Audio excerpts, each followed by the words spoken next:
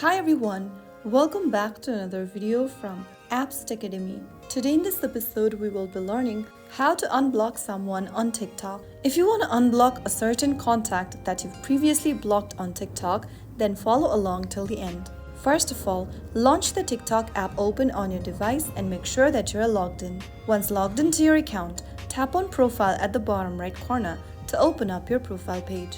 From your profile section, tap on the three horizontal menu button at the top right, and then in the pop-up, click on Settings and Privacy.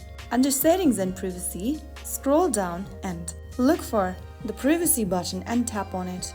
Now, from the Privacy option, scroll down to Blocked Accounts and tap on it. You'll then be able to see the list of people that you've blocked. Go ahead and tap on the Unblock button right next to any contact you want to unblock from the list. Soon after you do that, you'll be able to unblock a certain contact on TikTok. Once unblocked, you can now follow them again or interact with their content.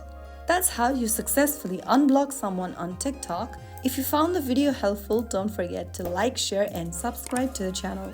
I will be back again in the next video. Thank you for watching.